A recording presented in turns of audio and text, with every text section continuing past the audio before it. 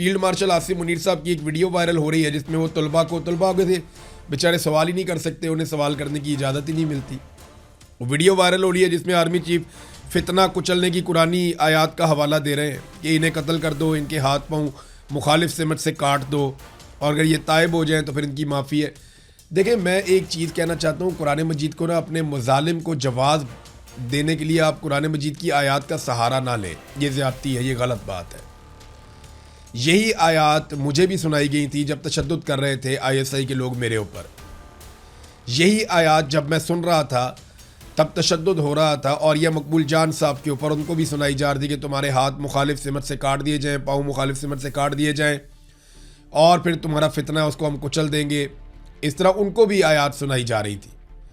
तो क्या कुरान पाक सारा का सारा सियासी मुखालिफिन पे नाजिल हुआ है?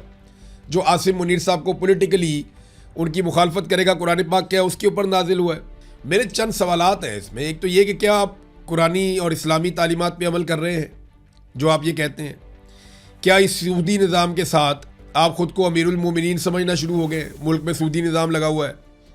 जालिम हुक्मरान के सामने कलमा हक कहना क्या होता है? वो अफजल जहाद होता है। और कुरान मजीद की रोह से इलेक्शन चोरी करना, चादर और चार दीवारी का तकद्दुस पामाल करना, इंसानों को जबरी तौर पे गुमशुदा करना, चोरों डाकुओं और लुटेरों का सहूलतकार बनना, ख़वातीन की तजलील करना, बच्चों पर तशद्दुद करना, अपने हलफ की खिलाफ वर्जी करना, गैर इस्लामी आलमी ताकतों की खुशामद करना, नाइंसाफ़ी का बाजार गर्म करना, जाली हुक्मरान बनाना, सूदी निज़ाम चलाना, मुसलमान भाइयों पर गोलियां बरसाना, इंसानी हकूक़ की धज्जियां उड़ाना, खुद से इस्तिस्ना ले लेना, क्या ये सारी चीज़ें कुरान मजीद की रौं से जायज़ हैं? ये जो आपने किया वो सारा जायज़ है। पाकिस्तानी सिर्फ अपने हकूक़ मांग लें तो वो फितना हो जाते हैं। आप उन्हें कत्ल करेंगे, उन्हें मारेंगे, उनके हाथ और पाँव मुखालिफ सिमत से काट देंगे और बच्चों को बिठा के आप ये कुरानी आयात सुना रहे हैं। भी बच्चों को ये बताना है कि बच्चों झूठ नहीं बोलते, बच्चों करप्शन नहीं करते, बच्चों अपनी ज़िंदगी ईमानदारी के साथ गुजारते हैं, बच्चों गलत को गलत कहना सीखो, बच्चों सही के साथ खड़े होना सीखो, शिरक नहीं करते, अपने रब के अहकामात पे अमल करते हैं। आपने अगर बच्चों को बताना है तो आप ये बातें बताएं कि जुल्म का साथ नहीं देते, मजलूम के साथ खड़े होते हैं, लेकिन वो बातें नहीं करेंगे। बच्चों को बताएंगे जी एक तरफ से हाथ काट देंगे, एक तरफ से पाँव काट देंगे। तो आप कुरान मजीद को भी इस्तेमाल कर रहे हैं। अगर पाकिस्तान, ये सिर्फ आपने नहीं पढ़ा हुआ कुरान मजीद फील्ड मार्शल साहब, ये पूरे पाकिस्तानियों ने पढ़ा हुआ है। पाकिस्तानियों ने अगर कुरान मजीद की आयात का हवाला देना शुरू कर दिया ना तो यहाँ पे लोगों को मुंह छुपाने का मौका भी नहीं मिलेगा, जगह भी नहीं मिलेगी। कुरान मजीद में इतनी क्लैरिटी है जुल्म को और जालिमों को लेकर। मजलूमों के लिए कुरान मजीद में क्या है वो भी आप वहाँ पढ़ लें जाके। बेशुमार कुरान मजीद की आयात हैं जो आज उनको जो है वो पसे पुष्ट डाला जा रहा है। फजल रहमान खुद कहते हैं कि जी कुरान मजीद के खिलाफ जो है वो यहाँ पे कानून साजियाँ हो रही हैं। आपका अपना करीबी मौलवी है ना, बहुत ताल्लुक़ वाला है आपका, इसीलिए उसके ऊपर अभी तक आपने मुकदमा भी दर्ज नहीं किया और फजल रहमान को आपने मौका भी दिया हुआ है कि चढ़ के रहो, हीरो बन जाओ, हमें गालियाँ दो, पाकिस्तान तहरीक इंसाफ से उसकी मकबूलियत छीन लो। इसीलिए फजल रहमान को फ्री हैंड दिया हुआ है ना। उसके ऊपर तो तमाम तर बयानात देने के बावजूद एक मुकदमा आपने दर्ज नहीं किया, जबकि इमरान खान की बहनों पे मुकदमात दर्ज कर रहे हैं। ज़रा आगे वापस वो पहले वाली बात के ऊपर भी वापस मैं इमरान खान साहब की बहनों वाले मामले पे आऊँगा।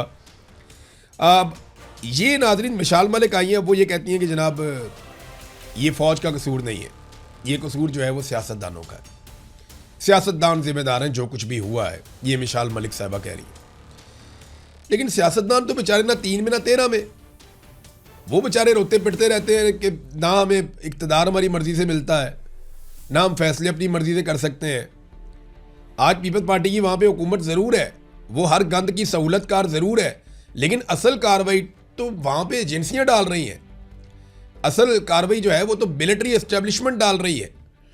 अपने इक़्तिदार को दवाम बख्शने के चक्कर में हर जगह पे इन्होंने जुल्म किया और अब जितने बंदे शहीद कर दिए गए हैं ये किसके खाते में डाले जाएंगे? भी किसी का तो सर लिया जाएगा ना। 100 के करीब बंदे जॉइंट अवामी एक्शन कमेटी के मुताबिक उनके शहीद हो गए हैं। अब ये किसी के सर में तो जाएगा। और देखें मजाक कैसे उड़ाते हैं। अब सार आलम को देखें, अच्छा खासा सीनियर जर्नलिस्ट था, बाद में सरकारी मुलाजिम बन गया, फिर ऐलान किया कि मैं कभी भी दोबारा सहाफ़ी नहीं बनूंगा। अब वो ये कह रहा है कि खवातीन को और बच्चों को ज्वाइंट अवामी एक्शन कमेटी वाले ढाल बनाकर इस्तेमाल कर रहे हैं ताकि वो मर जाए। कैसी बेशर्मी और डिठाई है भाई। कौन सा बच्चा या खातून उन्होंने आगे की जिसको गोली लग गई? जितनी गोलियां लगी वो कश्मीरी नौजवानों को और बुजुर्गों को लगी हैं।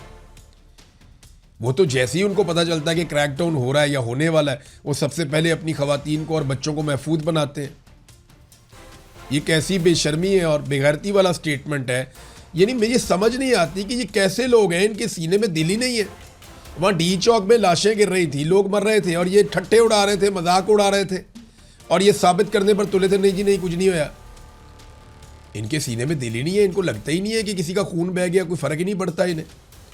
उधर कश्मीरी जाने कुर्बान कर रहे हैं, 100 से ज्यादा लोग उनके बकौल उनके शहीद हो गए हैं। तकरीबन 80 लोगों के नाम तो मौजूद हैं जो शहीद हो गए। लाशें गायब की जा रही हैं सरकार की जानिब से और ये उस वक्त उनको ताने दे रहे हैं कि तुम औरतों और बच्चों के पीछे छुपे हुए हो।